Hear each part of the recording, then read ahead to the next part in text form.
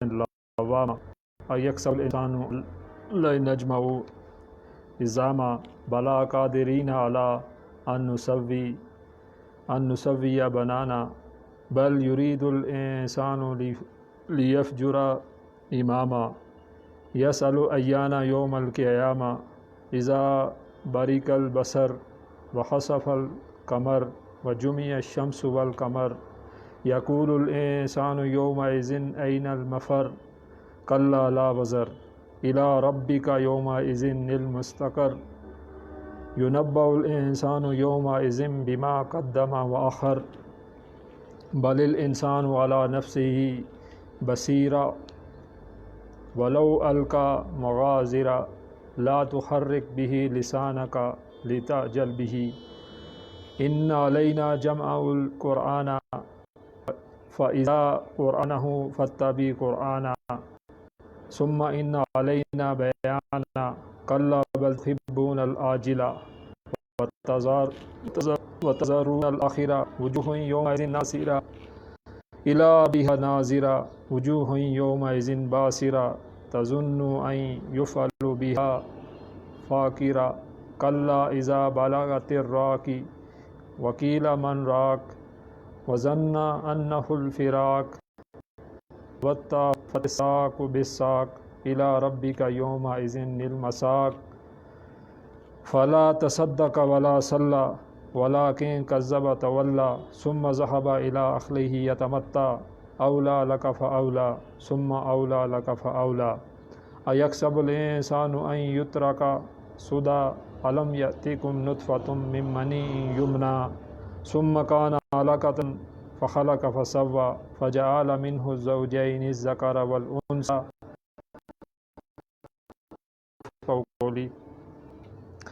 آج ایمانیات کے ضمن میں ہمارا آخری درس ہے، یہ سورہ قیامہ پر مشتمل ہے، اور سورہ قیامہ جو ہے اس کا موضوع جو ہے جیسا کہ اس کا نام ہے اسی سے مطابقت رکھتا ہے، یعنی اس میں قیامت کے وقوع ہونے کے دلائل ہیں، اور اسی طرح سے جو قیامت کی جو علامات ہیں وہ ساری کی ساری چیزیں جو اس کے اندر پائی جاتی ہیں۔ ایمان کے ضمن میں ہم نے یہ سیکھا تھا کہ 3 ایمانیات ہیں، بنیادی ایمان، اور اصل جو ایمان ہے وہ ایمان باللہ ہے، اور باقی جو دونوں ایمان ہیں وہ اسی کے ساتھ جڑے ہوئے ہیں۔ اور دوسری بات یہ ہے کہ عملی طور پر ایسا ایمان کہ جس کو ہمیں دیکھ کر تو ہمیں فالو کر کے چلنا پڑتا ہے، یا جسے ہم پریکٹیکلی جو مان کے چلتے ہیں، وہ انبیاء کا ایمان ہے کہ پریکٹیکلی ہم نے زندگی کیسے گزارنی ہے وہ انبیاء کے مطابق گزارنی ہے، تو وہ ایمان بالرسالت ہے۔ اور اسی کے اندر آپ کو پتہ ہے کہ پھر وہ چیزیں 3 جو جڑ جاتی ہیں کہ فرشتے ہیں اور کتابیں ہیں اور انبیاء ہیں، تو یہ ایمان بالرسالت ہے۔ اور جس کا ظاہر ہے ایک آپ کو پتہ ہے کہ قانونی اور جو فقہی ایک پہلو ہے وہ ظاہر ہے بہت ہی عام ہے۔ البتہ یہ ہے کہ عملی اعتبار سے جو مؤثر ترین ایمان ہے وہ ایمان بالآخرت ہے، کہ کسی بھی شخص کے عمل کے درست ہونے کے لیے ضروری ہے کہ اس کا ایمان بالآخرت جو ہے وہ مضبوط ہو، اسٹرانگ ہو۔ اگر ظاہر ہے ایمان بالآخرت نہیں ہے تو پھر آپ کو پتہ ہے کہ کوئی بھی شخص جو ہے وہ جو اعمال چاہے گا وہ کرے گا۔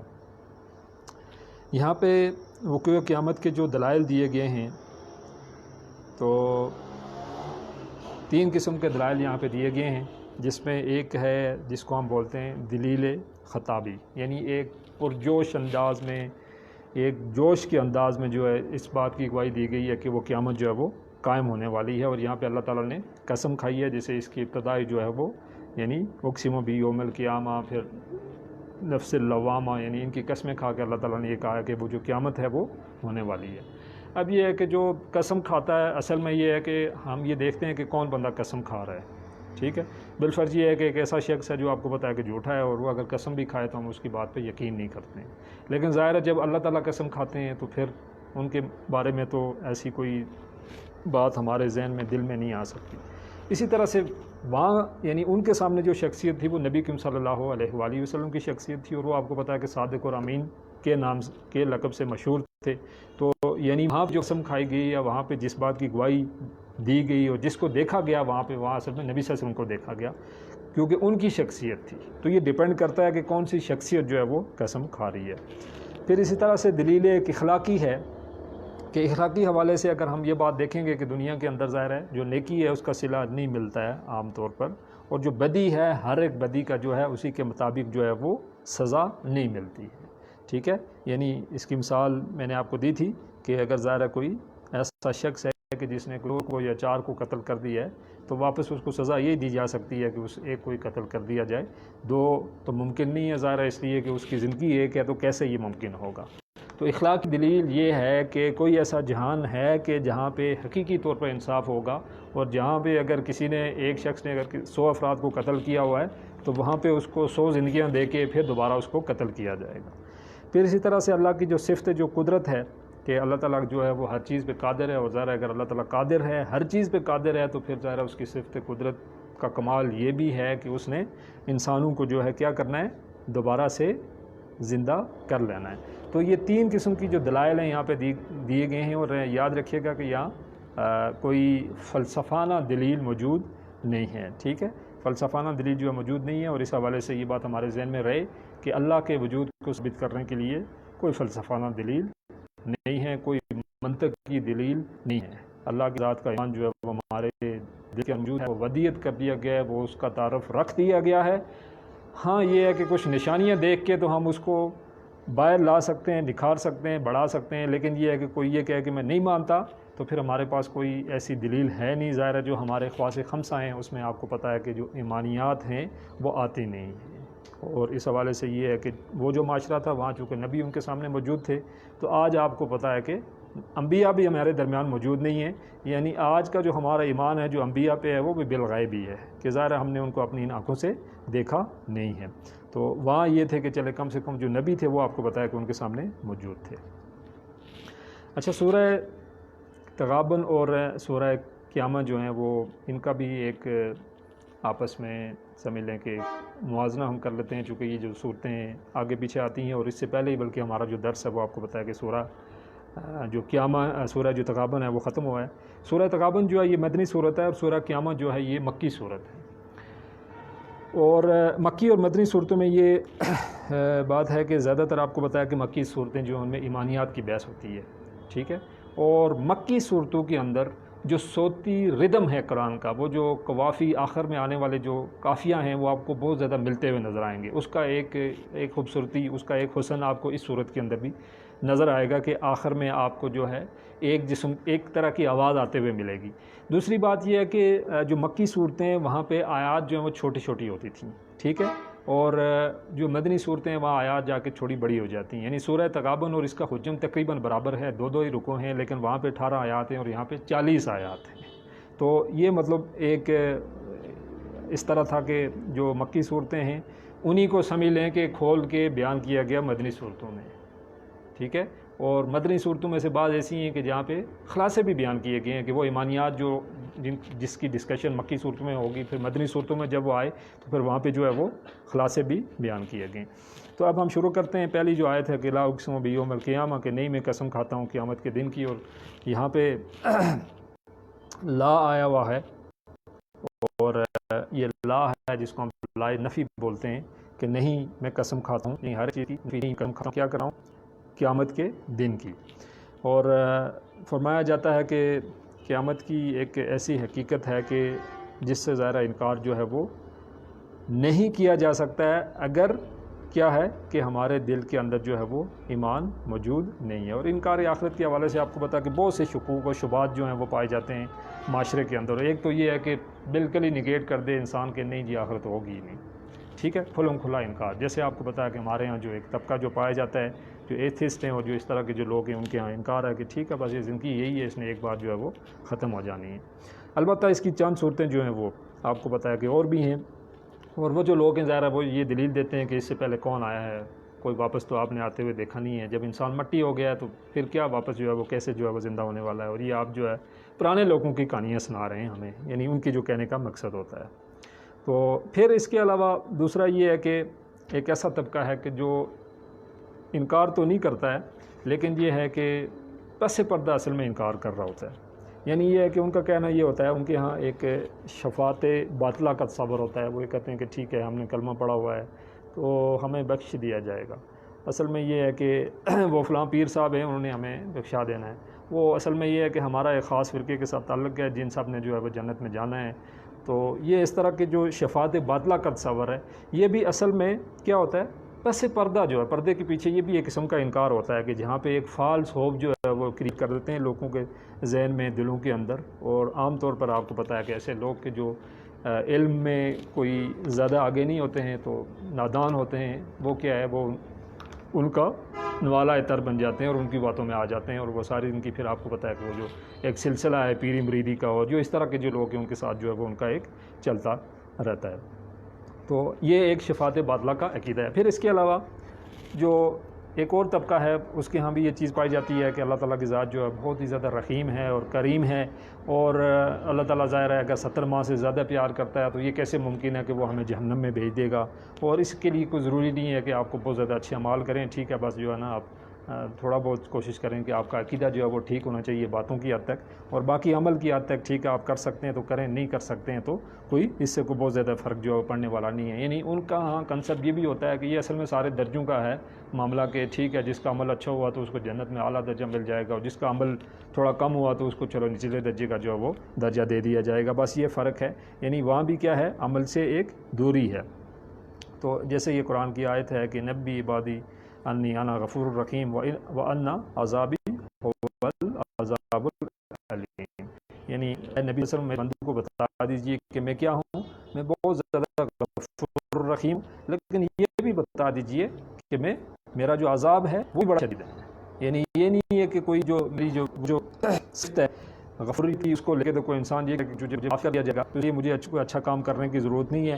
ٹھیک ہے بس ایسی جیسے ہے میں زندگی گزار لوں. تو یعنی دونوں طرف جو ہیں ان کو سیکھنا ہے. ایک طرف اگر جائیں تو ہم مایوسی ہو جاتی ہے کہ بھائی اللہ کی ذات جو ہے وہ عذاب دینے والی ہے، ہم جو چاہے مرضی کر لیں تو اب ہم بخشے ہی نہیں جائیں گے. اور دوسری طرف یہ ہے کہ انسان کو یہ خوش فہمی ہو جاتی ہے کہ اللہ کی ذات غفور الرحیم ہے، تو اگر ہم کچھ نہ بھی کریں تو تب بھی بخش دیے جائیں گے. تو اس لیے کہا کہ جو درمیانی راستہ ہے، جو معتدل راستہ ہے، وہ ہمیں اپنانا چاہیے. نہ یہ ہے کہ ہم کسی ایک طرف جو ہے وہ لگ جائیں، کسی ایک طرف جو ہے چلے جائیں. ایسا ہو اگر ہم ایسا کر لیں گے تو پھر آپ کو پتہ ہے کہ ناکامی جو ہے وہ ہمارا مقدر ہوگی. قرآن کی آیت ہے سورہ انفطار میں فرمایا کہ یا ایھا الانسان ما غرک بربک الکریم، اے انسان تجھے اپنے شفیق رب سے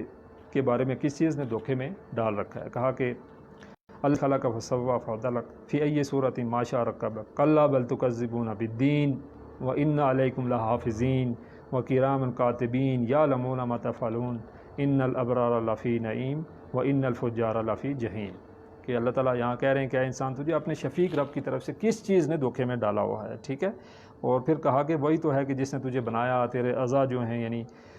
ہاتھ پاؤں ہر ایک چیز تجھے دی، اور اس کو پھر ٹھیک کیا، یعنی معتدل بنایا، یعنی ایک جو ہے ایسا اس کو بنایا کہ جو دیکھنے میں اچھا لگے، یعنی کوئی برا نہ لگے، اور جس صورت میں چاہا تجھے جوڑ دیا. اور پھر کہا کہ وہ تم کو لوگوں کو جزا اور سزا،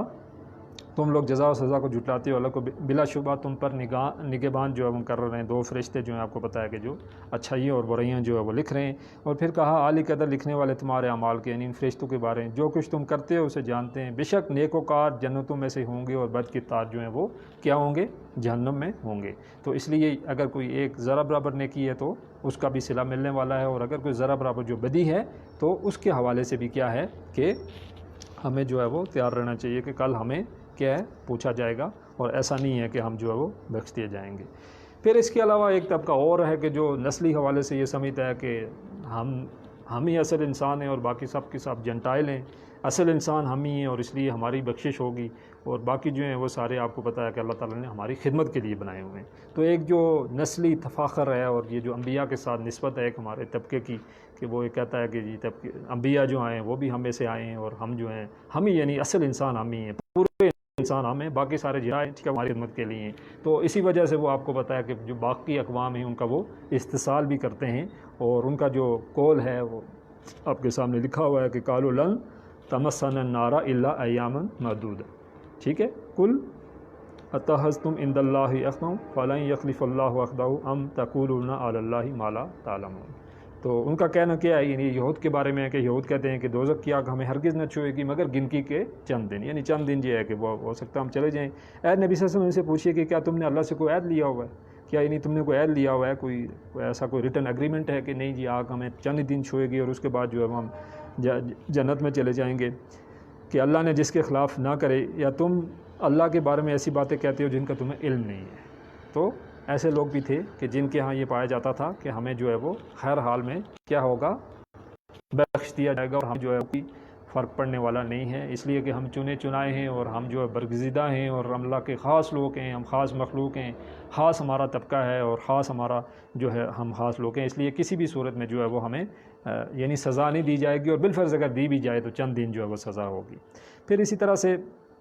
آپ کو پتہ ہے کہ دنیاوی آسائش اور دولت کو اللہ کی راضی کرنے کی علامت بھی سمجھا جاتا ہے۔ ایک طبقہ ہمارے یہاں یہ ہے کہ وہ سمجھتا ہے کہ دنیا میں اگر ان کو بہت زیادہ دیا گیا ہے تو آخرت میں بھی زیادہ اللہ تعالیٰ جیسا اور امیر شخص جس کے باغات ہیں وہ بات کرتا ہے اپنے دوست سے اور اس کو کہتا ہے کہ میں نہیں سمجھتا کہ قیامت قائم ہوگی، اور میں گمان کرتا ہوں کہ قیامت قائم بھی ہوئی تو ظاہر ہے دنیا میں اللہ نے مجھے اتنا نوازا ہے تو آخرت میں بھی نوازے گا۔ تو پھر وہ اپنے وہ جو باغ ہے اسے ہاتھ دھو بیٹھتا ہے، اس کا جو دوست ہے اس کو سمجھانے کی بڑی کوشش کرتا ہے کہ ایسی بات نہ کرو، یہ سب علم ہے اور قیامت میں ایک دن قائم ہونا ہے۔ تو ایسے لوگ ظاہر ہے جن کو دنیا میں اللہ نے کر مال و دولت دنیاوی جو خواہشیں دیکھی تو ذہن میں یہ گمان ایک ظلم جو ہے یہ چیز ضرور آ جاتی ہے کہ اللہ نے دنیا میں نوازا ہے تو اللہ تعالیٰ آخرت میں بھی ہمیں ضرور نوازیں گے۔ لیکن اس حوالے سے یہ حدیث ہمارے ذہن میں رہنی چاہیے کہ اگر دنیا کی اہمیت جو ہے وہ ایک مکھی کے پر کے برابر بھی ہوتی تو اللہ تعالیٰ کہتے ہیں کہ میں ایک گھونٹ بھی کافر کو پینے کے لیے نہ دیتا۔ تو اس لیے اس دنیا کی کسی آسائش کو، کسی آرام کو اور مال و دولت کو دیکھ کر کہیں ہمارے ذہن میں، ہمارے دل میں یہ خیال نہ آئے کہ ہمیں آخرت میں جو ہے وہ کامیابی ملنے والی ہے، کیونکہ دنیا میں ہم بڑے کامیاب ہیں، یعنی یہاں کی کامیابی کا وہاں کی کامیابی سے قطعاً کوئی تعلق نہیں ہے۔ پھر اسی طرح سے کچھ لوگ ایسے ہیں کہ جو عمل جو ہے اس میں بھی تاخیر کرتے ہیں، اور وہ سوچ رہے ہوتے ہیں کہ ٹھیک ہے ابھی تو ہماری عمر ہی کیا ہے، ہم جب بڑے ہوں گے تو نیک عمل کر لیں گے، اور عام طور پر ان کے ہاں یہی ہوتا ہے کہ ٹھیک ہے آپ نے شادی کی، نوکریاں کی، جب ریٹائر ہو گئے اس کے بعد کام کوئی نہیں ہے تو ٹھیک ہے اب ہم دین کا کام جو ہے وہ کر لیں گے۔ یہ ایک پلاننگ ہوتی ہے،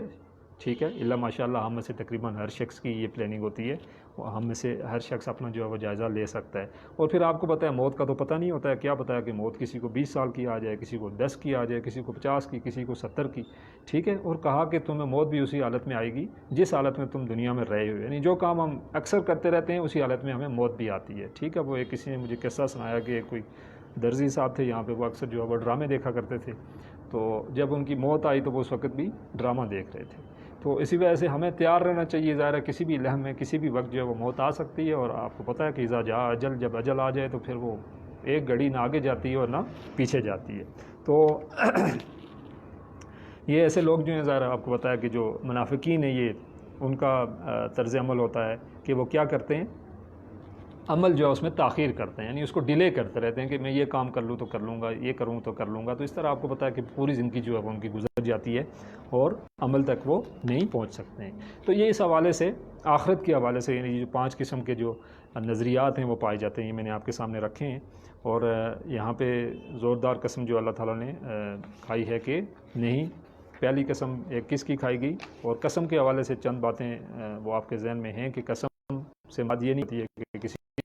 کوئی عظمت والی اس کی قسم کھا جائے، یعنی اللہ تعالیٰ کے ہاں اللہ تعالیٰ سود کے طور پر، گواہ کے طور پر قسم کھاتے ہیں۔ ہم جب قسم کھاتے ہیں تو ہم کسی برگزیدہ ہستی کی یعنی اللہ تعالیٰ کی قسم کھاتے ہیں، تو ہماری اور اللہ کی قسم میں یہ فرق ہے۔ پھر کہا کہ والا اقسم بالنفس اللوامہ، کہ نہیں میں قسم کھاتا ہوں اس ملامت کرنے والے ضمیر کی، ٹھیک ہے۔ اور آپ کو پتہ ہے کہ ایک انسان جو ہے اس کے اندر ایک نفس امارہ ہے جو برائی کی طرف مائل کرتا ہے انسان کو، ٹھیک ہے۔ اور نفس امارہ جو ہے اس میں کیا ہوتا ہے کہ دو جو ہمارے اندر چیزیں ہیں، ایک تو جسم ہے اور ایک روح ہے، ٹھیک ہے۔ تو نفس امارہ میں کیا ہوتا ہے، جسم غالب آ جاتا ہے کس پہ، روح پہ، ٹھیک ہے۔ اور وہ جو ہمارا مادی وجود ہے وہ کیا کرتا ہے، اس روحانی وجود پہ اصل میں غلبہ پا لیتا ہے، اور ہم برائی کی طرف جو ہے وہ مائل ہونا شروع کر دیتے ہیں۔ پھر دوسرا نفس ہے جس کو نفس لوامہ، جس کی یہاں قسم بھی کھائی گئی ہے، وہ جو ہمارا ضمیر ہے کہ جب بھی ہم کو برا کام کرتے ہیں تو وہ ہمیں اس سے روکتا ہے، اس سے ٹوکتا ہے، اور واپس جو ہے وہ کہتا ہے کہ اچھائی کی طرف آؤ۔ تو ایک جو کشمکش ہے ان دونوں کے درمیان جو ہے وہ آپ کو پتہ ہے کہ جاری رہتی ہے، یعنی لفظ امارہ اور لفظ لوامہ جو ہیں ان کی آپس میں جو ہے ایک جنگ جو ہے وہ جاری رہتی ہے، ٹھیک ہے۔ اور جو نفس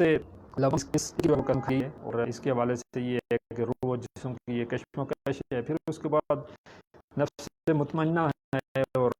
نفس مطمئنہ میں کیا ہوتا ہے کہ اصل جو روح ہے وہ آ جاتی ہے کس پر، اور قرآن کی آیت بھی ہے کہ یا ایتھا النفس المطمئنہ ارجعی الی ربک راضیۃ مرضیہ، ٹھیک ہے کہ اے اطمینان پانے والی روح اپنے پروردگار کی طرف لوٹ چل تو اس سے راضی اور تجھ سے راضی۔ تو اللہ ہماری وجود ہے وہ بھی کیا ہو، اللہ کی طرف جا کے تو اطمینان پائے۔ تو یہ ایک جو اس کی جو خلش انسان کی رہتی ہے اور یہ بتا رہے گی تو انسان سیدھے راستے رہے گا، پڑ جائے اور زمین لگ جاتا ہے، اور جب پھر کرتا ہے یعنی توبہ کیے بغیر کرتا رہتا ہے تو وہ دل پورا کا پورا سیاہ ہو جاتا ہے، اور ایک وقت ایسا آ جاتا ہے کہ پھر اس کے بعد اس کو کسی برائی کا پتہ نہیں چلتا، یعنی جب بھی کوئی برائی کرتا ہے اس کو سمجھ نہیں آتی ہے کہ وہ کوئی برائی کرتا ہے۔ تو یہ وہ سٹیج ہے کہ جہاں پہ آ کے کلی طور پر جو نفس امارہ ہے وہ نفس لوامہ پہ قابو پا لیتا ہے، یعنی جو ہمارا مادی وجود ہے وہ جو ہمارا روحانی وجود ہے اس کے اوپر اس کا کنٹرول ہو جاتا ہے، اور انسان جو ہے حیوان بن جاتا ہے، بلکہ حیوانوں سے بھی نیچے گر جاتا ہے۔ پھر آگے کہا کہ یکسب الانسان الن نجمع عظامہ، کیا انسان یہ خیال کرتا ہے کہ ہم اس کی بکھری ہوئی ہڈیاں جمع نہیں کریں گے؟ بلا، کیوں نہیں، ٹھیک ہے۔ اور یہ عام طور پر آپ کو بتایا کہ ایک نظریہ، ایک آئیڈیا یہ بھی پایا جاتا ہے کہ جب ہڈیاں ہو جائیں تو اس کے بعد آپ کو پتہ ہے کہ کیسے ممکن ہے کہ دوبارہ سے جو ہے وہ ان ہڈیوں کو جمع کیا جائے، اور اس حوالے سے معجزات بھی دکھائے گئے، یعنی یہ جو نبی تھے ان کے حوالے سے ہے کہ انہوں نے شاید حضرت عزیر علیہ السلام تھے، انہوں نے خواہش ظاہر کی اور اللہ تعالیٰ نے اسی وقت ان کو موت دے دی، گدھا بھی ان کا جو ہے وہ پیارا ہو گیا اللہ کو، اور 100 سال کے بعد جب ان کو جگایا گیا تو انہوں نے دیکھا کہ وہ ہڈیاں اور جمع ہو رہی ہیں گدھے کی، اور فوراً سے گدھا بن گیا، لیکن انہوں نے دیکھا کہ ان کے ساتھ پڑا ہوا کھانا ابھی تک تازہ تھا، یعنی 100 سال تک اللہ نے ان کو موت دے کے رکھی، اور اللہ نے اس کھانے کو تو تازہ رکھا، لیکن گدھا جو گل سڑ گیا اس کو اللہ نے زندہ کر کے دکھا دی ہے، ٹھیک ہے۔ تو یہ آپ کو پتہ ہے کہ ایسی چیزیں جو ہیں، ایسی باتیں جو ہیں معاشرے کے اندر ہمیں ملتی ہیں کہ جب ہڈیاں ہو جائیں گی، جب ہڈیاں بھی بکھر جائیں گی، اور ایسا شخص جس کی راکھ بہا دی گئی، اور ایسا شخص جو ہے جس کو جناب کہیں آگ میں جلا دیا گیا، تو کہاں سے جو کدھر سے کیا جو ہڈیاں اس کی کہاں، اس کی تو ہڈیاں ہی نہیں ہیں، یہ سوالات اس طرح کے آپ کو پتہ ہے کہ اٹھائے جاتے ہیں۔ تو یہاں اللہ نے کہا کہ بلا، کیوں نہیں، قادرین علی ان نسوی بناہا، اور ہم اس بات پر قادر ہیں کہ اس کی پور کو درست کر دیں۔ اب یہ بات جو ہے وہ آپ کو پتہ ہے اس وقت جب کی گئی تو سائنس آپ کو پتہ ہے کہ اس لیول پہ تو نہیں تھی کہ جہاں پہ ہمیں یہ پتہ ہوتا کہ جو ہمارے فنگر پرنٹس ہیں سب کے ڈفرینٹ ہیں، تو آج تو ہم یہ پرٹیکلی چیزیں آ گئی ہیں کہ فنگر پرنٹس وہ ڈفرینٹ ہے، ہر شخص جو ہے وہ دوسرے سے ڈفرینٹ ہے، اور وہ جو بات کی جاتی ہے کہ ٹھیک ہے اب اسی جیسی جو ہے وہ کلوننگ کی جائے گی اور اسی جیسا کوئی جو ہے وہ بندہ بنایا جائے گا، تو سائنس آج آپ کو پتہ ہے کہ اس طرف جائے گی۔ آج یہ 2 سال پہلے بات کی گئی، یہ جو آئے ہے یہ اٹسیلف جو ہے وہ آپ کو پتہ ہے کہ ایک ثبوت ہے اس بات کا کہ یہ جو کتاب ہے یہ اللہ کی بھیجی ہوئی کتاب ہے۔ پھر کہا کہ بل یرید الانسان لیفجر امامہ، اور انسان چاہتا ہے کہ آئندہ بھی نافرمانی کرتا رہے، اور اس حوالے سے یہ ہے کہ ظاہر ہے کوئی بھی جو انسان ہے وہ آپ کو پتہ ہے کہ کیا ہے، وہ اور جہاں جو ہے وہ بڑے آرام اور چین و سکون کی زندگی گزار رہا ہے، تو ظاہر ہے وہ کبھی بھی نہیں چاہے گا وہ چھوڑ کے جو ہے وہ کوئی مشکلات کی طرف جائے۔ ہمارے یہاں بھی آپ کو پتہ ہے کہ جو ایک طبقہ جو پایا جاتا ہے ان کے ذہن میں بھی یہی ہوتا ہے کہ ٹھیک ہے یار، ظاہر ہے اگر ہم نے کسی تعلق کسی دینی جماعت کے ساتھ ہوا، ہم ان کے ساتھ بیٹھے تو ہمیں بہت سے کام ایسے کرنے پڑیں گے، اس سے بہتر ہے کہ ہم ان لوگوں کے ساتھ چلتے ہیں وہاں جو جی چاہے ہم کریں، ٹھیک، تو وہاں ہمارا وہی رب ہوتا ہے، بندی کہیں نہیں ہوتی ہے۔ تو ذرا نورانی کی عمر میں خاص کر کے آپ کو پتہ ہے کہ ایسی چیزیں جو مشنرانی دل کے اندر اگر حقیقی ایمان نہیں ہے تو پھر انسان یہی کہتا ہے کہ ٹھیک ہے بس میں یہاں پہ ہوں، میں ادھر ہی ٹھیک ہوں، اور پھر وہ اپنی جو نافرمانی ہے اس کو جاری رکھتا ہے۔ پھر آگے کہا کہ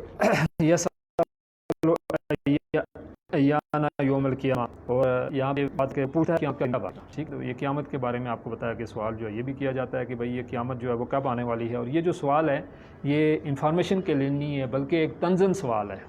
یعنی یہ بات کہی جاتی ہے کہ ظاہر ہے یہ کام ہونے والا ہے نہیں، اور یہ ایسے ہی جو ہے نا باتیں کیے جا رہے ہیں، تو اس وجہ سے ایک تنزن جو ہے وہ یہ سوال کیا جاتا ہے کہ بھئی قیامت کب آنے والی ہے، ٹھیک ہے۔ تو پھر آگے ساری وہ اس کی جو ہے وہ نشانیاں یہاں سے سٹارٹ ہوتی ہیں کہ جب قیامت آئے گی تو کیا ہوگا۔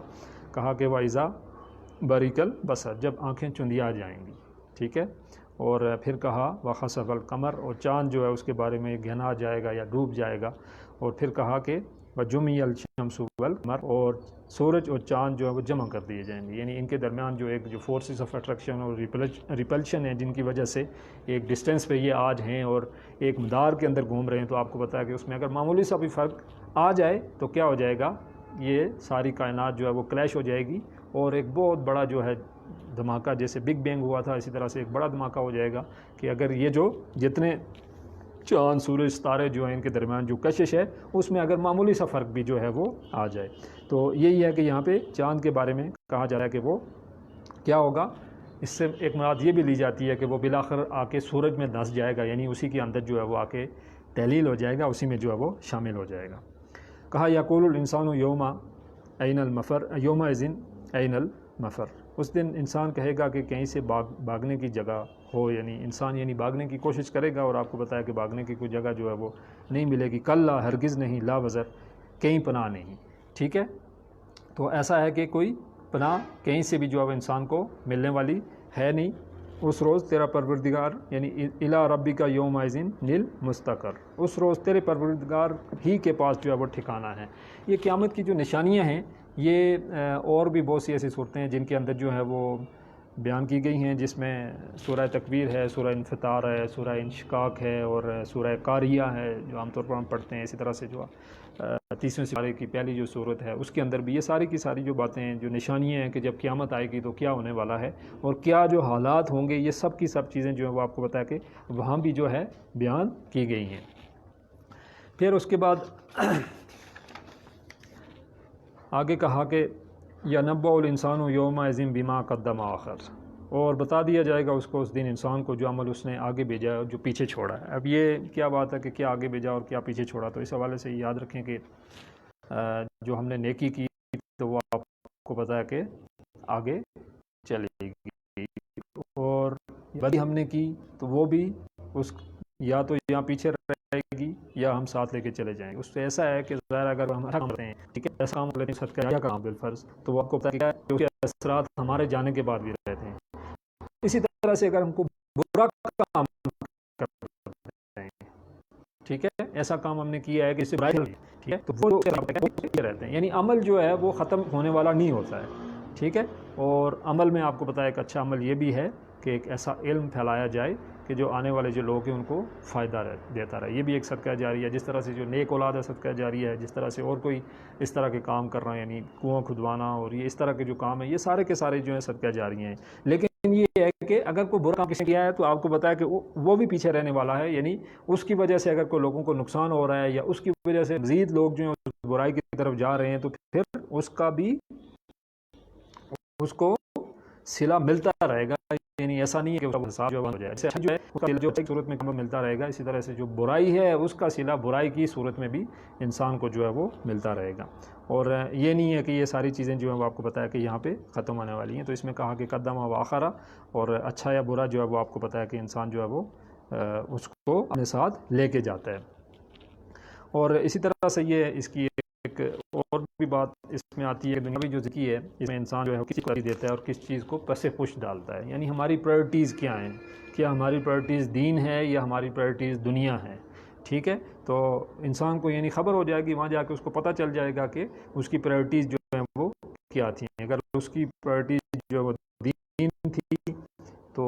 پھر بھی ٹھیک، اور اگر اس کی پرائرٹیز دنیا تھی تو پھر آپ کو پتہ جو بھی ہے اسی کے مطابق جو ہے وہ وہاں پہ صلہ جو ہے وہ لے گا. بھلے انسان والا نفی السیاب کے نام اپنا آپ گواہ ہے، جو اپنا جو عام جو کرنے والا سب کو گواہ ہے. اور سوال آپ پتہ کہ قیامت والے دن جو ہے وہ ہاتھوں کو زبان دی جائے گی، اور پھر اس کے بعد جو پاؤں ہیں ان کو زبان دی جائے گی، اور کھال جو ہے اس کو زبان دی جائے گی. اور انسان سے پوچھے گا کہ بھئی آپ میری خلاف گواہی دے رہے ہیں، تو وہ کہیں گے ہاں آج ہمیں اللہ نے جو ہے کیا ہے، زبان دے دی ہے. تو انسان جو ہے وہ اس کے لیے یعنی کوئی فنی باقی سطح ہر ایک بات جو ہے وہ اس کا ثبوت وہاں پہ موجود ہوگا. ویسے تو اس کو پہلے سے ہی پتہ ہوگا ذرا جو وہ کر کے گیا ہوگا، لیکن یہ ہے کہ آپ کو پتہ ہے کہ کوئی بھی عدالت سزا نہیں دیتی جب تک کہ ثبوت موجود نہ ہو. تو وہاں پہ وہ ثبوت دیا جائے گا، اور وہ جو ثبوت ہے اس کی اپنی جو ذات ہے، جو اس کے اندر سے ہی اس کو ثبوت دیا جائے گا. اور وہی جو ہمارے آزاد کوئی اگر برائی کا کام کرنے والے ہوں گے تو وہی جو ہے وہ آپ کو پتہ ہے کہ اس کے گواہ بن جائیں گے۔ ولو القا مغازرہ، اور انسان کا باطن اس کے پھر کہا کہ اگرچہ معذرتیں کرتا رہے، یعنی یہ ہے کہ معذرت سو وہ کرتا رہے، لیکن ظاہر ہے اگر ہم نے ہاتھ سے برائی کی ہوئی ہے اور ہاتھ میں گواہی دے دی ہے تو پھر اس کے بعد آپ کو پتہ ہے کہ اس معذرت کا کوئی فائدہ نہیں ہو سکتا ہے، اس لیے کہ ظاہر ہے اگر کسی نے قتل کیا ہوا ہے اور گواہ جو ہے انہوں نے گواہی دے دی ہے تو وہ بے شک معذرت کرتا رہے اور بے شک بولتا رہے کہ میں نے یہ کام نہیں دیا ہے، جب ثبوت ہوں تو پھر آپ کو پتہ ہے کہ ایک جو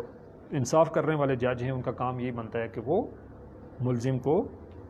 سزا دے دیں۔ تو ایسا ہی ہے کہ قیامت کے اندر بھی یہ نہیں ہے کہ بغیر کسی وجہ کے جو ہے وہ کسی کو یعنی لٹکا دیا جائے گا یا کوئی ناانصافی کا معاملہ ہوگا، بلکہ انسان خود جان رہا ہوگا لیکن اس کے باوجود بھی پورے ثبوت کے ساتھ جو ہے پھر اس چیز کو جو ہے وہ بتایا جائے گا کہ بھئی یہ کام آپ نے جو ہے وہ کیے تھے اور ان کی سزا جو ہے وہ آپ کو دی جائے گی، اور اس کا انسان جو ہے وہ خود جو ہے اس پہ گواہ ہے، نہیں ایسا نہیں ہے کہ کوئی اور جو ہے وہ گواہ کی سے لا جائے گا۔ پھر کہا کہ لا تو ہر ایک بھی انسان کا لتاجل بھی، اب یہ بات ہے قرآن کے اسلوب یہ حتان ہے، اور یاد کیے کہ خطبے میں بعض اوقات بات ہوتی ہے سامنے سے بیٹھے ہوئے لوگوں سے، بعض اوقات کہیں دور کا جو بندہ ہے اس سے بات ہو جاتی ہے، یعنی حاضر سے بات ہوتی ہے، غائب سے بات ہوتی ہے۔ یہ قرآن کا جو انداز ہے چونکہ یہ خطیبانہ ہے، اور یہاں آپ دیکھیں گے کہیں بات جو ہے وہ اب نبی صلی اللہ علیہ وسلم سے یعنی بات یہاں پہ ہو رہی ہے، اور بظاہر شاید یہ لگے کہ اس کا اس صورت کے ساتھ کیا تعلق ہے۔ آپ کو پتہ ہے کہ میں نے جیسے آپ کو کہا کہ ہر جو صورت ہے اس کا ایک مرکزی موضوع ہوتا ہے، لیکن اس کا ایک تعلق ہے مرکزی موضوع، انشاءاللہ میں آگے آپ کو بتاتا ہوں کہ یہ جو چند آیتیں پہ ان کیا تعلق ہے۔ تو یہاں نبی صلی اللہ علیہ وسلم سے خطاب ہے کہ اے نبی صلی اللہ علیہ وسلم نزول وحی کے دوران اپنی زبان کو تیزی سے حرکت نہ دیجیے کہ اس قرآن کو جلدی سے یاد کر لیں گے۔ آپ کو پتہ ہے کہ نبی صلی اللہ علیہ وسلم ان کو وحی کا بڑا انتظار رہتا تھا، اور اگر کہیں فرشتے جو حضرت جبرائیل ہیں وہ لیٹ ہو جاتے تو وہ آتے ان سے وہ شکوہ بھی کیا کرتے تھے کہ ہم آپ کے منتظر رہتے ہیں، آپ لیٹ ہو جاتے ہیں۔ تو اس وقت حضرت جبرائیل نے ان سے کہا کہ اصل میں یہ ہے کہ میں ذرا اپنی مرضی سے نہیں آتا، جب اللہ تعالیٰ مجھے بھیجتے ہیں تو میں تبھی آتا ہوں۔ تو اسی طرح سے معاملہ جو دوسرا تھا کہ جب بھی کوئی آیت جو ہے وہ حضرت جبرائیل جو وہ لے کے آتے تو نبی صلی اللہ علیہ وسلم اس کو جلدی یاد کرنے کی کوشش کرتے کہ کہیں میں اس کو بھول نہ جاؤں، ٹھیک ہے۔ تو اب یہ معاملہ جلدی کا تھا، وہ جلدی کرتے کہ میں اس کو بول نہ جاؤں، تو اس پہ بھی جو ہے یہاں پہ یہ بات کہی گئی ہے کہ آپ کے لیے ہم نے یہ تحفہ رکھا ہوا ہے کہ ہم آپ کو یہ خود یاد کروا دیں گے، ٹھیک ہے۔ آپ کو جلدی کرنے کی ضرورت نہیں ہے یا آپ کو پڑھنے کی ضرورت نہیں ہے، آپ صرف اس کو سن لیا کریں۔ تو آگے وہ بات آ رہی ہے کہ ان علینا جمع و قرآن ہو، کہ یقیناً اس کا جمع کرنا اور پڑھانا ہمارے ذمہ ہے، یعنی اس کا پورا آپ کے دل میں جمع کرنا اور جو پڑھانا ہے یہ ہمارے ذمہ ہے، یہ ذمہ داری اللہ نے اٹھا لی ہے، اس لیے آپ جو ہیں وہ اس بات پہ جو ہے کوئی پریشان نہ ہوا کریں اور اس بات کا کوئی غم نہ لیا کریں کہ پتہ نہیں یہ بات میں بھول جاؤں گا اور کوئی ایسی چیز جو ہے مجھ سے کہیں رہ نہ جائے۔ ثم ان علینا بیانہ، پھر یقیناً اس کی وضاحت کرنا بھی ہمارے ذمہ ہے۔ صرف یعنی یہ نہیں کہ ہم جو ہے وہ آپ کو یعنی جو قرآن ہے وہ صرف آپ کو پڑھائیں گے یا یاد کروائیں گے، بلکہ اس کی کوئی اگر وضاحت بھی درکار ہے تو وہ بھی ہم آپ کو سمجھا دیں گے۔ تو یہ اللہ تعالیٰ نے جو ہے نبی صلی اللہ علیہ وسلم پہ ایک رحم کا معاملہ کیا اور ان کے ساتھ جو ہے وہ بتایا کہ آپ اس بات سے جو ہے کوئی پریشان نہ ہوں کہ یہ جو قرآن آپ پہ نازل ہو رہا ہے آپ اس کو بھول جائیں گے اور آپ کے ذہن سے یا آپ کے دل سے کوئی بات جو ہے نکل جائے گی یا کوئی بات آپ کو سمجھ نہ آ سکے گی، بلکہ یہ ہے کہ یہ ساری باتیں جو ہیں وہ آپ تک اچھے انداز میں جو ہے ایک تو پہنچا بھی جائیں گی اور پھر سمجھا بھی دی جائیں گی۔ تو اس حوالے سے قرآن حکیم جو ہے وہ آپ کو پتہ ہے کہ اس کی جو تدوین ہے اور جو کس طرح سے یعنی وہ نازل ہوا اور پھر اس طرح سے کس طرح سے جمع ہوا اور کس طرح سے ہم تک پہنچا، یہ بھی آپ کو پتہ ہے کہ اس کی مختلف سٹیجز ہیں۔ پہلی بات تو یہ ہے کہ آپ کو پتہ ہے کہ نبی صلی اللہ علیہ وسلم پر قرآن جو ہے 23 سال یا اس سے کچھ تھوڑا کم عرصے میں نازل ہوا، اور اس میں ہر سال جو ہے حضرت جبرائیل نبی صلی اللہ علیہ وسلم کے ساتھ دورہ کیا کرتے تھے اور اس میں وہ ترتیب کا لحاظ رکھا کرتے تھے، اور آخری رمضان میں حضرت جبرائیل نے 2 بار جو ہے وہ دورہ کیا نبی صلی اللہ علیہ وسلم کے ساتھ، ٹھیک ہے۔ اور پھر نبی صلی اللہ علیہ وسلم کی روٹین یہ تھی کہ وہ اپنے صحابہ کو کیا کر لیتے تھے، وہ حفظ کروا لیا کرتے تھے، اور صحابہ جو ہیں کثرت سے جو صحابہ ہیں ان نے وہ قرآن جو ہے وہ پورا آپ کو پتہ ہے کہ حفظ کیا ہوا تھا۔ پھر اس کے بعد آگے صورتوں اور آیات ان کا تعین بھی یہ میں نے آپ کو بتایا تھا کہ توقیفی ہے، جیسے اللہ تعالیٰ نے بتایا ہوا ہے، ٹھیک ہے، اس میں کسی انسان کا کوئی عمل دخل نہیں ہے۔ حضرت ابوبکر صدیق کے دور میں اس کو کتابی صورت میں یکجا کیا، اس میں یعنی یہ مختلف یہ ایک کتاب تو نہیں لیکن مختلف چیزوں پہ لکھا ہوا تھا، کہیں پتھر پہ لکھا ہوا، کہیں چمڑے پہ لکھا ہوا، اس طرح سے اس کو جو ہے یکجا کیا جانے لگا، اور پھر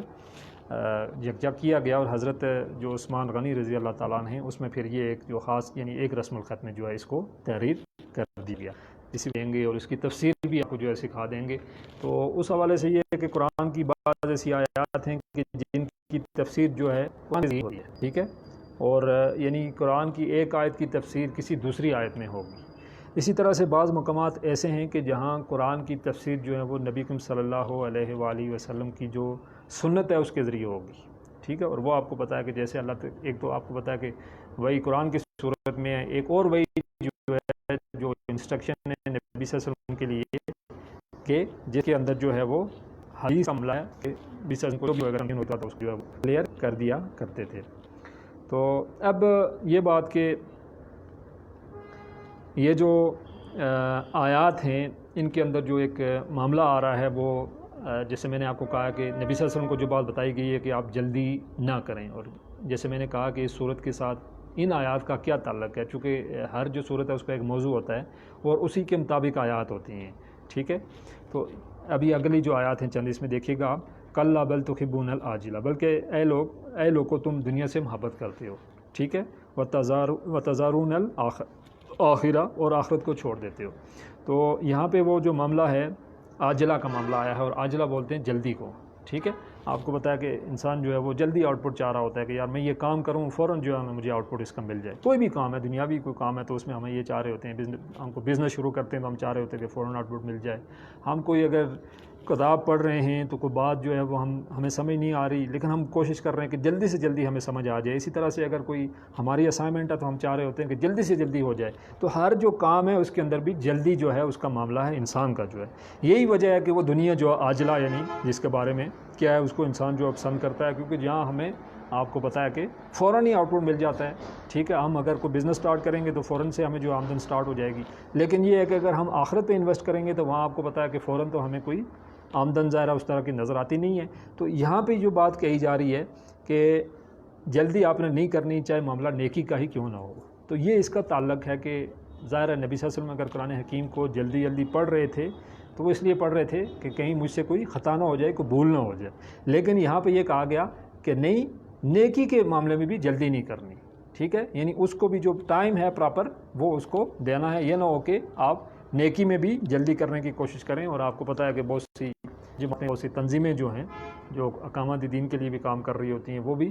جلدی کے اس چکر میں جو ہے وہ ناکام ہو جاتی ہیں۔ وہ سوچتے ہیں کہ اپنی زندگی میں جو ہے اسلام کو قائم کر جائیں، اور ہمیں تو قائم کرنا چاہیے، ہم 30 سال سے محنت کر رہے ہیں، 40 سال سے کر رہے ہیں، کوئی آؤٹ پٹ ہے نہیں، تو پھر وہ ایک خودکش بمبار کی طرح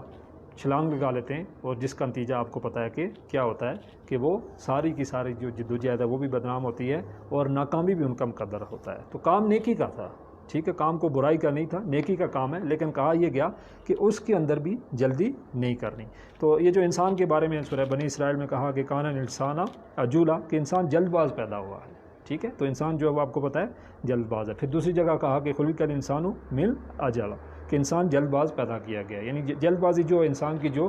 سرزش ہے اس کے اندر جو ہے وہ جینز یعنی آپ کہہ سکتے ہیں ایک طرح کے جو ہیں ان کے اندر کیا ہے کہ جلد بازی جو ہے وہ پائی جاتی ہے، اور اسی جلد بازی کے اس میں وہ کیا کرتا ہے، وہ دنیا کا ہو کے رہ جاتا ہے کہ جہاں اس کو تھوڑے وقت میں جو ہے وہ آؤٹ پٹ ملتا ہوا نظر آ جاتا ہے۔ لیکن یہ ہے کہ اگر اس کو کہیں ٹائم لگے تو پھر وہ سوچتا ہے کہ یہ تو دیر کا معاملہ ہے، کیا پتہ ہونے والا ہے یا نہیں ہے۔ جیسے اگر آپ کو پتہ ہے کہ ہمیں کوئی شخص کہے کہ میں آپ کو جو ہے 10 لاکھ روپیہ دوں گا آج سے 10 سال بعد، تو ہم میں سے کوئی بھی نہیں کہے گا۔ دوسرا کہے کہ نہیں میں آپ کو 5 لاکھ دے دیتا ہوں، ابھی دیتا ہوں آپ کو، تو آپ کہیں گے یار 5 لاکھ ہی بہتر ہے، آپ مجھے ابھی 5 لاکھ دے دیں،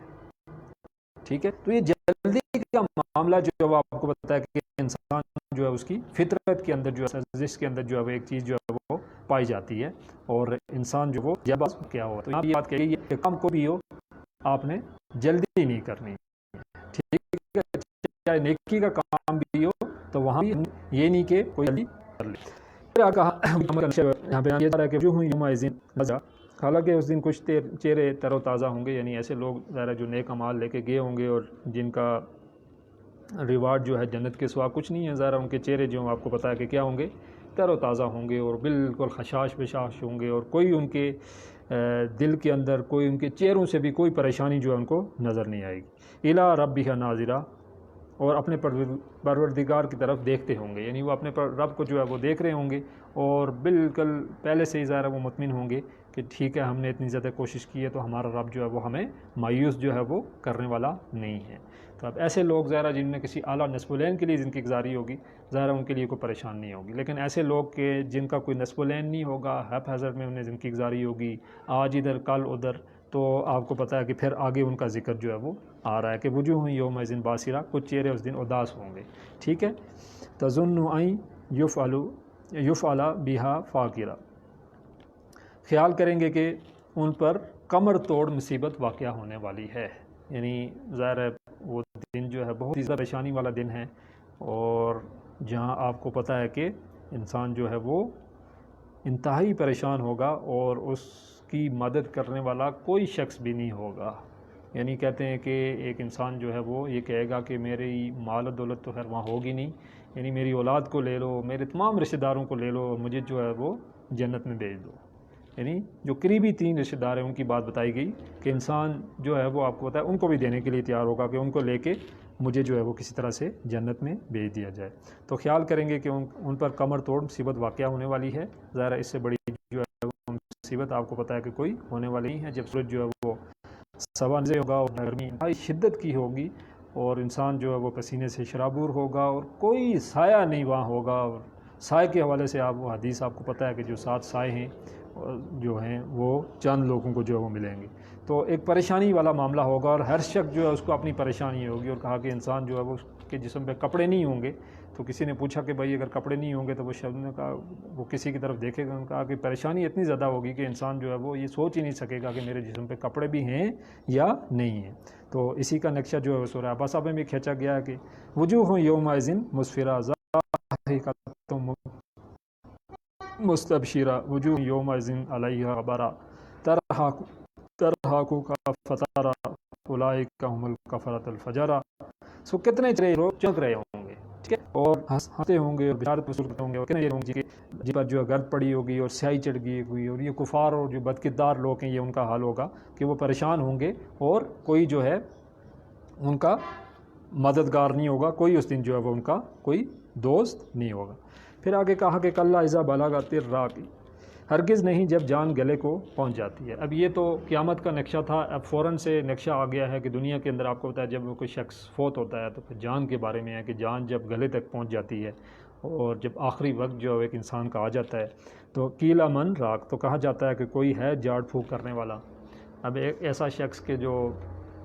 ظاہر ان ساری چیزوں کو ماننے والا بھی نہیں ہے، ٹھیک ہے، یعنی یہ یہاں پہ جھاڑ پھونک سے مراد یہ ہے کہ کوئی دم ہے کوئی کرنے والا، کوئی اس طرح کا ہے کہ جو روحانی حوالے سے کوئی علاج کر سکے۔ تو جب ڈاکٹروں کی طرف سے مایوسی ہوگی اور جب حکیموں کی طرف سے بھی مایوسی ہوگی اور جب ہومیوپیتھک کی طرف سے بھی مایوسی ہوگی، تو پھر ایسا شخص جو بے شک دنیا کے اندر تو دہریہ تھا لیکن وہ بھی کہے گا یار کوئی روحانی حوالے سے اگر کوئی علاج ہے کرنے والا تو خدا کے لیے اس کو بلا لو، اور جو ہے میں کسی طرح سے اس تکلیف سے جو ہے وہ میری جان چھوٹ جائے۔ لیکن اب پتہ کہ چھوٹ والی ہے نہیں، اس لیے کہ جب وقت آ گیا تو پھر جانا ہے، اور پھر اس وقت ایک گھڑی بھی تاخیر جو ہے وہ نہیں ہو سکتی ہے۔ وظن انہ الفراق، اور اس کے مرنے والے نے یہ سمجھا کہ اب جدائی ہے، یعنی وہ جو مرنے والا ہے وہ اب یہ سمجھتا ہے کہ ظاہر ہے کیا ہے کہ اب جدائی ہے اور اب اس دنیا جو ہے وہ اس کو چھوڑ کر جانا ہے، اور ایسا نہیں ہے کہ کسی بھی وجہ سے کیا ہو کہ میں بچ جاؤں گا۔ اور اس حوالے سے وہ حدیث بھی ہے کہ من مات فقد قامت قیامہ، کہ جو شخص مر گیا اس کی قیامت جو ہے وہ قائم ہوگی، ٹھیک ہے۔ اور یعنی یہ ہے کہ انسان جب مر جاتا ہے تو پھر اس کے مرنے کے بعد ظاہر ہے اس کا وہ جو اعمال کا سلسلہ ہے وہ ختم ہو جاتا ہے، ٹھیک ہے، نہ اس کی نیکیاں بڑھتی ہیں نہ اس کی بدیاں بڑھتی ہیں، سوائے اس کے کہ اگر کوئی اس کام کر کے گیا ہو صدقہ خیرات والا، ٹھیک ہے، اور تو پھر اس کی نیکیاں بڑھیں گی، لیکن اگر وہ کوئی برا کام کر کے گیا ہو تو پھر اس کی بدیاں بھی بڑھ جاتی ہیں۔ تو قیامت جو ہے وہ مرنے کے ساتھ جو ہے وہ قائم ہو جاتی ہے۔ پھر آگے اسی کا یہ نقشہ وطافت الساق بالساق، کی پنڈلی لپٹ لی جاتی ہے پنڈلی سے، الی ربک یومئذ المساق، کہ اس دن تیرے پروردگار کی طرف ہی جانا ہے، یعنی لوٹ کر جانا جو ہے وہ پروردگار کی طرف ہے، اور کسی کی طرف جو ہے وہ جانا نہیں ہے۔ اور یہ انتہائی جو ہے آپ کو پتہ ہے کہ مشکل وقت ہوتا ہے، اور اگر آپ بھی کسی کے پاس موت کے وقت رہے ہوں تو آپ نے دیکھا ہوگا کہ انسان جو ہے بہت ہی زیادہ بے بس ہوتا ہے، چاہے وہ رشتہ دار ہوں یا چاہے وہ مرنے والا شخص ہو۔ وہ آپ کو بتایا کہ خود بھی کچھ نہیں کر سکتا ہے، اور جو رشتہ دار ہیں جو قریب ہیں وہ بھی آپ کو بتایا کہ کچھ نہیں کر سکتے، یعنی انتہائی بے بسی کا وہ وقت ہوتا ہے کہ جب کسی کی روح جو ہے وہ قبض کی جاتی ہے۔ بہرحال اس حوالے سے بھی یہ ہے کہ اگر ظاہر کوئی نیک لوگ ہیں تو ان کی روح جو ہے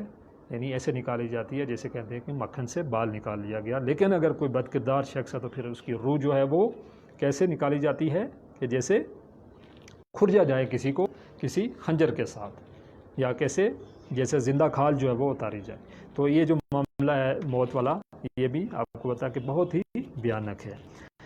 کہا کہ فلا تصدق ولا صلی، بس نہ اس نے تصدیق کی اور نہ اس نے نماز پڑھی، ٹھیک ہے۔ تو یہ اس شخص کی بات ہے کہ جو دنیا کے اندر بھی بڑا اسکالر بنتا ہوا پھر رہا تھا، اور اس نے کوئی تصدیق نہیں کی، اس نے اللہ کو نہیں مانا، اس نے ایمان نہیں لایا، اور ایمان لانے کے بعد جو سب سے پہلا فرض ہے وہ آپ کو پتہ ہے کہ نماز ہے۔ یہاں نماز کا ذکر آیا ہوا ہے کہ اس نے تصدیق نہیں کی، اور اگر ظاہر تصدیق نہیں کی تو پھر اس نے نماز بھی ادا نہیں کرنی تھی۔ تو اس حوالے سے انشاءاللہ نماز کے حوالے سے، چونکہ اس کے بعد جو آگے ہمارے دروس ہیں وہ عمل صالح کے حوالے سے، تو اس میں یہ چیزیں خاصی تفصیل کے ساتھ آئیں گی۔ وَلَٰكِنَّ كَذَّبَ وَتَوَلَّىٰ، پس جھٹلایا اور اس نے رخ پھیر لیا، ٹھیک ہے۔ تو ایسے لوگوں سے اگر آپ بات کریں گے تو وہ جھٹلا دیں گے اور رخ اپنا پھیر لیں گے، اٹھ کے چلے جائیں گے، اور بلکہ وہ آپ کا مذاق اڑائیں گے کہ یہ کیسے لوگ ہیں جو اس قسم کی باتیں کر رہے ہیں، اور آپ کو طرح طرح کے جو خطابات ہیں ان سے نوازا جائے گا کہ یہ کس قسم کے لوگ ہیں، یہ کس زمانے کے رہنے والے ہیں۔ تو یہ ایسے لوگ ہیں، ان کا رویہ جو ہے وہ ہے۔ پھر کہا کہ ثم ذهب الى اهله يتمتع، پھر چل دیا اپنے گھر والوں کی طرف اکڑتا ہوا، ٹھیک ہے۔ یعنی اس نے اس کے سامنے جب دعوت رکھی گئی اس نے اس دعوت ڈال دیا، اور پھر وہ اکڑتا ہوا چلا گیا اپنے گھر کی طرف، یعنی اس نے کوئی اس بات کی پرواہ نہیں کی کہ یہ تو دیکھ لے کہ آیا یہ شخص بات کر رہا ہے یہ حق ہے، سچ ہے، یا یہ شخص جو ہے کوئی جھوٹی بات کر رہا ہے، ٹھیک ہے۔ فاولا لکا فاولا، افسوس ہے تجھ پر بس افسوس ہے، ثم اولا لکا فاولا، پھر افسوس ہے تجھ پر بس افسوس ہے۔ یعنی ایسا شخص کہ جو دنیا کے اندر ایمان سے محروم رہا، اور ایمان سے محروم رہنے کی وجہ سے نہ اس نے نماز پڑھی اور نہ ہی کوئی اچھا کام کیا اس بارے میں ہے کہ اس لیے ہے افسوس ہی ہے، یعنی اور پھر کہا کہ افسوس ہے، یعنی بہت زیادہ افسوس ہے اس کے لیے، اس کے سوا اور کیا جو ہے وہ کیا جا سکتا ہے۔ تو یہاں پہ لفظ جو ویل آیا ہے اس کا مطلب یہ ہے کہ تباہی اور بربادی ہے، اور صورت بھی ہے ویل لکل ہمزۃ لمزہ، ویل جو ہے جہنم کی جو ایک وادی ہے اس کو بھی جو ہے وہ کہا جاتا ہے۔ پھر کہا آگے یکسب الانسان ان یترک سدی، کیا انسان یہ خیال کرا کہ وہ یوں ہی چھوڑ دیا جائے گا؟ انسان کے ذہن میں یہ بات آتی ہے، بہت سارے جو انسان ہیں وہ سوچتے ہیں کہ ٹھیک ہے بس ہمیں یوں ہی چھوڑ دیا جائے گا، اور ہمارا جو ہے انجام کوئی نہیں ہے، ٹھیک ہے ہم دنیا کے اندر آئے اور جو ہم نے کیا ہے تو بس ٹھیک ہے ہم مر جائیں گے، اس کے بعد ہم ختم ہو جائیں گے، جب مٹی میں مل گئے اس کے بعد کوئی حساب ہونے والا نہیں ہے۔ عالم یکن نطفۃ من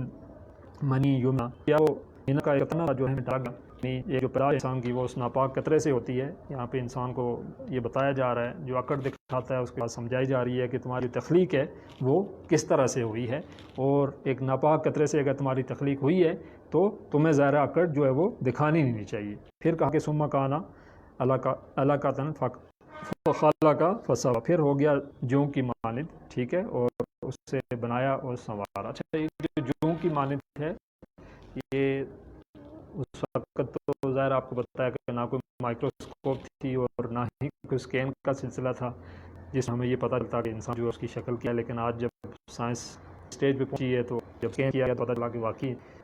ایمان جو اور جو اسٹیجز ساری الگ ہے، یہ ساری چیزیں جو جیسے قرآن نے بتائیں ویسی ہیں، یعنی اس کی شکل جو جونگ کی مانند ہی ہے، جب جو لوٹھا بن جاتا ہے اور یہ سارا، تو یہ سارا بھی ایک پریکٹیکلی ایک پروف ہے کہ یہ کتاب ظاہر ہے کسی انسان کی بنائی ہوئی نہیں ہے۔ پھر آگے کہا فجعل منہ الزوجین الذکر والانثی، اور پھر اس نے جوڑے بنائے مرد اور عورت، یعنی مرد بنائے اور جو ہے آپ بتایا کہ عورتیں بھی بنائیں۔ اب یہ انیشل جہاں سے انسان کی ابتدا ہوئی، یعنی وہ جو ناپاک نطفہ ہے اس کے حوالے سے بالکل اس میں کوئی ڈفرینس نہیں ہے کہ مرد کا جو نطفہ ہے وہ اس طرح کا ہوگا یا عورت کا جو ہے وہ اس طرح کا ہوگا، وہ ایک ہی جیسا ہے، اور آگے جس کو اللہ چاہتا ہے وہ مرد بنا دیتا ہے اور جس کو چاہتا ہے وہ عورت بنا دیتا ہے۔ پھر کہا کہ الیس ذالک بقادر علی ان یحیی الموتى، تو کیا اس کو بات پر پھر یہ آخر میں سوال یہ پوچھا گیا ہے کہ یہ اتنی جو اسٹیجز ہیں اور میں نے انسان کو بنایا ہے، اگر میں نے پہلی بار اس کو بنایا ہے تو یہ کیا مشکل ہے کہ میں اس کو دوبارہ پہلی بار آپ کو بنانی ہے مشکل ہوتی ہے، اگر آپ کتنی بار بنا رہے ہیں تو پھر وہ آسانی سے جائے گی. تو ایک اگر آپ نے لاکھوں کھرب بار بنایا پھر اس کو بنانا تو آپ کی یہ ہوگا، فوراً آپ بنا لیں گے. تو یہاں پہ یعنی ساری باتیں دلائل کی بات یہ ہے کہ یہ سارا کام اگر ہم نے کیا ہے، یہ کچھ بھی تھا تو پھر ہم نے بنایا اس انسان کو، تو اس کو دوبارہ سے بنانا یا مردوں کو جو ہے وہ زیادہ کرنا پھر کون سا جو ہے وہ مشکل ہو. تو یہ اس بات کی ایک دلیل ہے کہ ایک کام جو ہے کوئی مشکل کام نہیں ہے اللہ تعالیٰ کے لیے کہ وہ مردوں کو دوبارہ سے جو ہے وہ زندہ کر سکے، یا مردے جو ہیں ان کو جو ہے وہ دوبارہ سے ان کی ہڈیاں اور ہر چیز جو ہے گوشت ان کو لا کے تو ہر ایک کو اپنی اپنی جگہ پہ لگا کے بالکل اسی طرح سے جیسے انسان ابھی ہم موجود ہیں ویسے ہی آخرت والے دن جو ہے وہ ہمیں دوبارہ سے بنا سکے. تو آخر دعوانا الحمدللہ رب العالمین.